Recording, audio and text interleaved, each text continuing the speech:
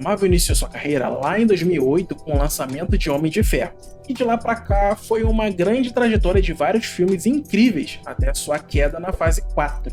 E a DC não conseguiu acompanhar esse sucesso com seus filmes. Mas por quê? Fica até o final que eu vou explicar com detalhes o arco da DC nos cinemas e o porquê deles não brilharem tanto quanto a Marvel. Mas fica tranquilo que essa treta aí é temporária.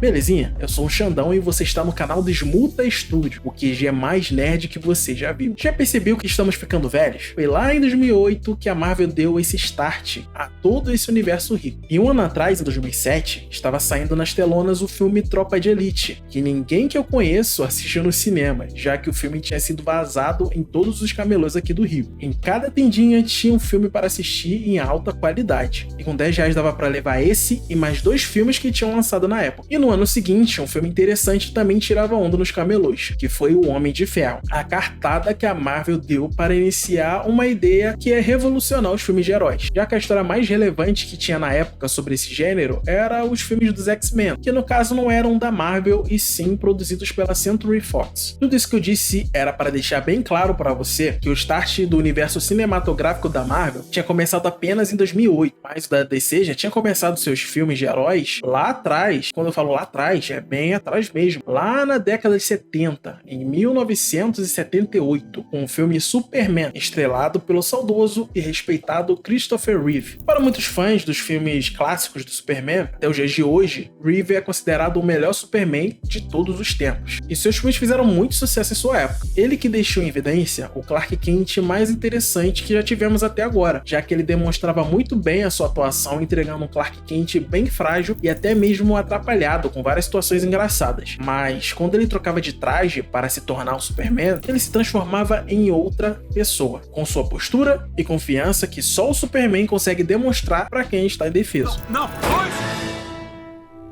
É você.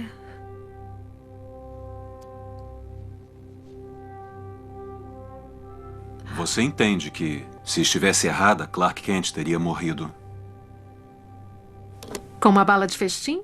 Van, sério? Ih, rapaz. A primeira trilogia do Superman acabou em 1983, conquistando vários fãs até os dias de hoje. E depois dessa trilogia de filmes que veio o longa da Supergirl no ano seguinte, que não foi tão famoso e nem mesmo tão citado na cultura pop. Mas em 1989, o filme Batman, dirigido por Tim Burton e estrelado por Michael Keaton como Batman, tornou-se um grande sucesso de bilheteria e ajudou a estabelecer a presença da DC no cinema. Tanto que agora vamos ter um dos maiores fanservices depois do Homem-Aranha 3, com o filme do Flash. E voltando para o passado novamente, podemos ver que o processo de crescimento da DC nos cinemas foi gradual e lento. Os filmes eram lançados em intervalos de 2 a 3 anos, e em 1997 até 2006, onde foi lançado o Superman Retorno, o único filme com certa relevância lançado foi Constantine, que não faz parte dos heróis principais da DC que conhecemos, pelo menos não cinematograficamente. Com nenhum lançamento relevante na época, bastava apenas 2 anos para a Marvel inovar na cultura pop com Homem de Ferro. E assim aconteceu. O Homem de Ferro bombou, trazendo um playboy bilionário, filantropo, cheio de confiança que acabou sendo vítima da sua própria criação. E no meio do nada conseguiu construir a arma da sua salvação. E a partir dali se tornou a salvação de muitas pessoas. Homem de Ferro tirou onda nas críticas e ficou na boca da galera. Não demorou muito para as crianças saírem por aí desfilando com camisa, boneco do Iron Man e tudo mais. E com certeza a Marvel se aproveitou de tudo isso para construir o seu universo e pôr em prática todas as suas ideias para o futuro. Já do outro lado, a DC precisava acompanhar esse boom, igual no mundo dos games, que o PlayStation sempre lança um console novo quando o Xbox lança um. Então a DC precisava acompanhar essa nova revolução em filmes de super-heróis. E acabaram respondendo a tudo isso com o lançamento nas telonas. E esse lançamento foi nada mais, nada menos que o Lanterna Verde de Ryan Reynolds. Não preciso falar nada sobre esse filme, né? A sensação de vergonha alheia que tive foi a mesma que eu senti quando assisti o live action do Ben 10, você se lembra? Que passava lá no Cartoon Network.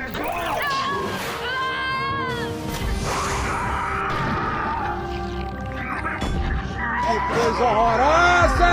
E essa sensação foi contagiante, já que as suas notas na crítica especializada foram bem baixas. Nesse meio tempo, a Marvel não parava de lançar bons filmes, como O Incrível Hulk, Thor, Capitão América: O Primeiro Vingador. Já estava na cara que a Marvel estava tramando algo grande, e a DC precisava responder isso nos cinemas. Então, para a felicidade dos nerds de plantão, começou essa corrida de ouro dos filmes de super-heróis. E toda a indústria cinematográfica foi se adequando a essa nova tendência. E nós, o público-alvo, só ganhamos com essas inúmeras produções, que gerou muitas discussões em rodas de amizade e também na internet. Observando tudo isso, os executivos da Warner se reuniram e discutiram sobre a sua jornada, e a contratação de um diretor para criar filmes fora da curva foi escolhido. E esse diretor foi o nosso conhecido Zackão, o homem da câmera lenta. Zack Snyder recebeu a missão, a proposta de criar filmes mais densos, com mais seriedade. Filmes com maturidade que iam dar um tom mais sério para os nossos heróis da DC. Quem não conhece, Zack Snyder é um diretor de cinema que ficou bastante conhecido por seus trabalhos em Watchmen, 300, Madrugada dos Mortos e muitos outros. Ele acabou criando sua linguagem, uma paleta de cores um tanto quanto escura, uma seleção de elencos até duvidosa,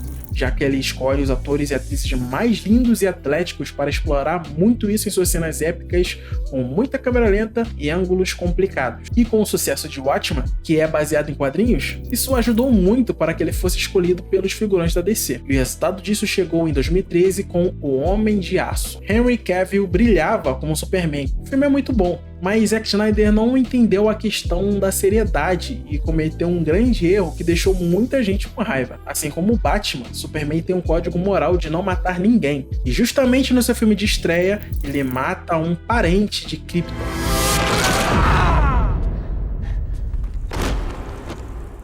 Isso foi a mesma coisa que você ir num safari e matar animais com risco de extinção. A série de Zack foi interessante em alguns filmes, mas os erros sempre criavam debates entre os fãs, que queriam histórias mais sérias dos heróis da DC, mas também fiéis. Eu não estou falando da DC não ser fiel nos cinemas, muito pelo contrário. A Marvel praticamente fez um reboot em seus personagens em Vingador Ultimato, mas essa questão a gente conversa em outro vídeo. Mas mesmo mantendo a personalidade dos personagens nos filmes da DC, Zack Snyder parecia não conhecer os heróis o suficiente. Infelizmente, isso acaba passando pra gente que tá assistindo. Dali pra frente as coisas foram ruindo, deixando cada vez mais o público insatisfeito. E também, diferente da Marvel, a DC experimenta mais as suas obras nos cinemas. Durante essa época de lançamentos, fomos literalmente abençoados com a trilogia de Nolan com os filmes do Batman. Mas essa obra não fazia parte desse universo da DC. Não dava para introduzir a trilogia do Nolan a essa corrida por um universo compartilhado. E até hoje temos esses filmes experimentais, como Coringa, o Batman do Robert Pattinson, que também não é uma resposta a essa jornada que a Marvel iniciou. Então, quando íamos assistir os filmes do Zack Snyder, queríamos essa resposta, esse universo e arcos lendários para todo mundo ver que a DC tem boas histórias. E não recebemos isso. Batman vs Superman, por exemplo, foi um filme tão sem graça, com o Batman praticamente matando os vilões em cenas de luta muito sem graça. E com toda sinceridade, a Liga da Justiça Snyder Cut não foi lá essas coisas não. Foi apenas 4 horas de uma tela quadrada que mostrou muito bem que esse estilo do Zack Snyder não ia fazer nem cosquinha nos filmes da Marvel. DC fez muito bem em chamar o James Gunn para ser o figurão por trás da DC, já que seu filme Esquadrão Suicida, não o primeiro, mas o segundo, chamou muita atenção da crítica e principalmente dos fãs. Ele não precisou forçar piadocas do balacobaco, não precisou sacrificar uma cena séria com uma situação boba para fazer criancinhas rir no cinema. E meus amigos, um diretor que sabe fazer rir